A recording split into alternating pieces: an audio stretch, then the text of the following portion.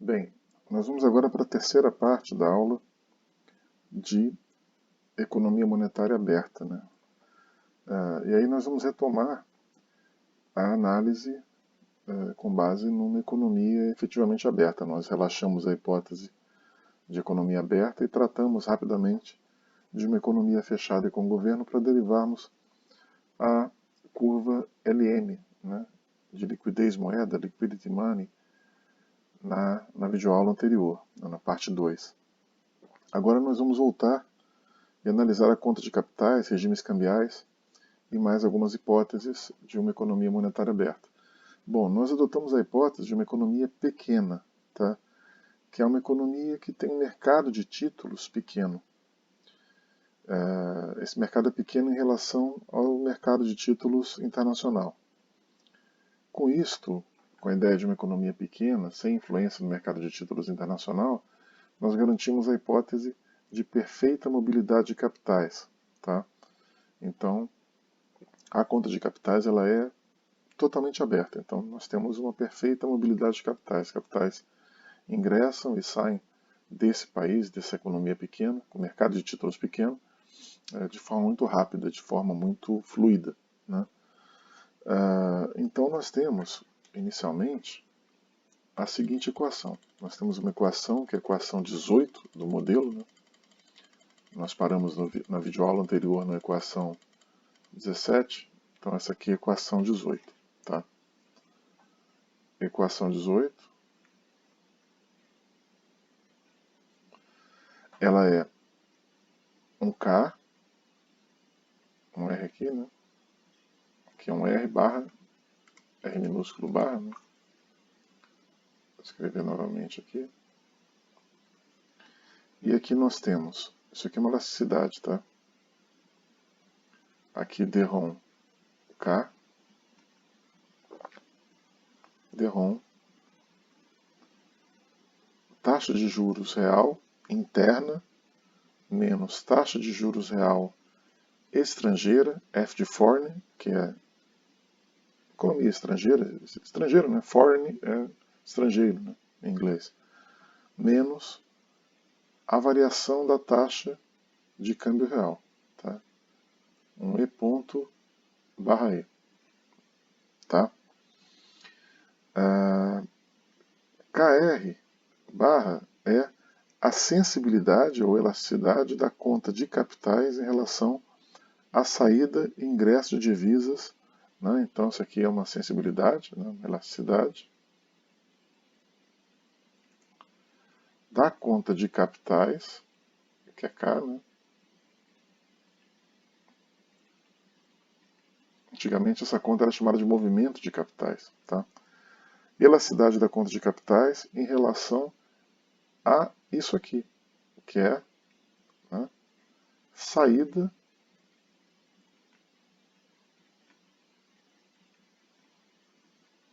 e ingresso de capitais.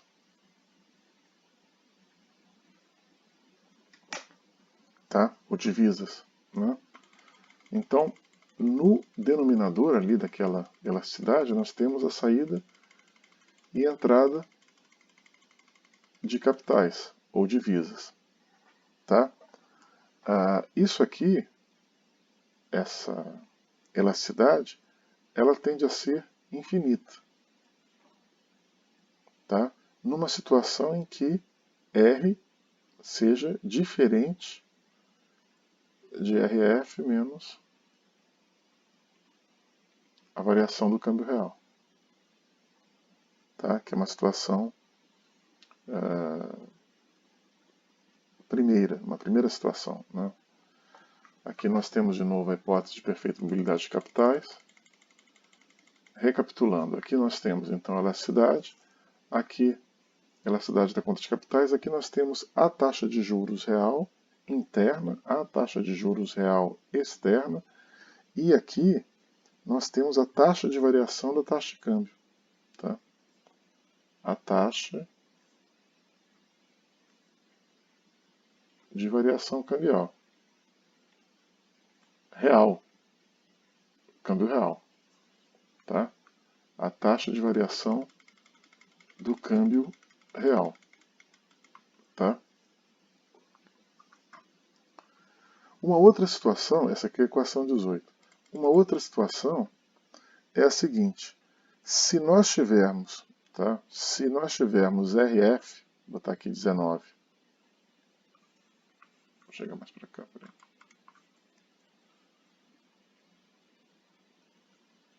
Se nós tivermos essa situação, a primeira situação já foi dita, agora a segunda situação. RF mais a variação cambial, né? Nesse caso, a gente teria, isso aqui implicaria em termos uma elasticidade igual a zero, né? Porque se R for igual a RF mais a variação a taxa de variação cambial, a variação da taxa cambial, isso aqui seria igual a zero. Então, o K, R barra, seria igual a zero. A elasticidade da conta de capitais, KR barra, né? A elasticidade da conta de capitais em relação à saída e entrada de divisas. Tá? E aí, nesse caso, nessa segunda situação, nós teríamos que reexaminar aquela equação 5 do balanço de pagamentos. Tá? Nós temos lá uma equação 5 do balanço de pagamentos, que eu vou recuperá-la agora. E aí a gente vai relembrar, né, essa equação. Que é a equação do balanço de pagamentos, né, da BP. Que foi descrita no vídeo 1, na videoaula 1. Então aqui a equação 5, né, relembrando. A equação 5 é R, variação de reservas. Né? Aqui nós temos os preços domésticos, o índice de preços domésticos, exportações. As exportações dependem desse fator aqui, né? A taxa de câmbio real vezes os preços dos bens exportados sobre o preço dos bens domésticos, aqui é D, né? Menos vezes PM, preço dos bens importados, sobre PD, vezes as importações, que dependem da renda doméstica. Quanto maior a renda doméstica, maiores são as importações, e depende também daquele fator ali, né? Da taxa de câmbio real vezes o preço dos bens importados, divididos pelos preços dos bens domésticos, né? Isso aqui é a parte inicial, que representa o saldo do balanço comercial, exportações menos importações, né? Exportações aqui, menos importações aqui, né? E aqui a conta de capitais. Nós tínhamos lá a conta de capitais, já estava lá, né?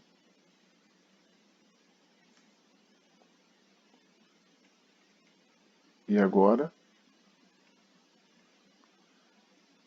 como R, por hipótese, é igual a RF mais isso aqui, nós cancelamos. Isso aqui vai ser zero, né? Com 6 ali, né? Isso aqui vai ser zero, tá? Então, nós reexaminamos a curva IS. Essa aqui é a curva IS, né? Só que é uma IS refeita, né? Porque agora a gente vai apagar todo esse pedaço aqui. E a IS vai ficar mais curta, né? Ela vai perder todo esse pedaço, tá? Essa aqui passa a ser a IS, tá? É uma IS, né, sem conta de capitais, tá? Só que não é possível conceber uma curva, aliás, não é IS, é BP, tá? Eu quis dizer BP. Aqui seria uma BP sem conta de capitais, né? Adotando aquela hipótese lá, né, da taxa de juros interna ser igual à taxa de juros externa mais a variação cambial, né? Só que é impossível você supor conceber uma BP, uma curva de balanço de pagamento, sem conta de capitais, ainda mais numa economia com perfeita mobilidade de capitais, como a gente adotou essa hipótese também, né? Então, a gente precisa imaginar, conceber uma nova BP que tenha um mercado de títulos, né? E que também admita, que também contemple as hipóteses mencionadas, perfeita mobilidade de capitais, economia pequena, etc, etc. E temos também, isso na próxima videoaula, né, que adotar algumas hipóteses adicionais relativas aos regimes cambiais. A gente tem que partir de novas hipóteses, além daquelas, relativas aos regimes cambiais vigentes. Tá? Então, na próxima videoaula, nós vamos trabalhar os dois regimes, né, iniciais, que são o regime de câmbio flutuante. Vamos ver as variáveis endógenas, né, do regime de câmbio flutuante e vamos ver também as variáveis endógenas do regime, e exógenas também, endógenas, né, de curto e de longo prazo, do regime de câmbio fixo. Tá? Então aqui, nesta videoaula aqui, nós fizemos as hipóteses, elaboramos as hipóteses, né, trabalhamos as hipóteses iniciais. Nós também adotamos uma situação primeira, na qual a elasticidade da conta de capitais em relação à saída e ingresso de divisas ela é infinita. Quando a taxa de juros interna, né, quando eu tenho, né, R diferente de RF, né, RF menos a variação cambial, né, a gente tem uma KR que tende a infinito. Já quando nós temos um R igual a RF mais a variação cambial, nós temos aí uma realidade bem distinta. Nós temos aí que o KR, isso aqui é um K, tá? Também diferente, mas o KR é igual a zero. Tá? E quando o KR é igual a zero, a gente tem uma BP sem conta de capitais, que não dá para admitir. Né? Não existe essa. Não existe, né? Vou botar com ênfase aqui, uma exclamação. Não existe uma BP sem conta de capitais. A BP tem que ter conta de capitais. Só que para ela ter conta de capitais, nós temos que trabalhar também algumas suposições sobre os regimes cambiais, né? Sobretudo o regime de câmbio flutuante e o regime de câmbio fixo. Né? E aí nós vamos ver isso na próxima videoaula, que é bem curtinha, né? Só vai falar sobre isso mesmo, sobre esses dois regimes de câmbio, né, principais. Tá? E aí depois, na quarta videoaula, nós vamos já introduzir um novo modelo ISLMBP com uma nova curva de balanço de pagamentos. Tá? Até lá.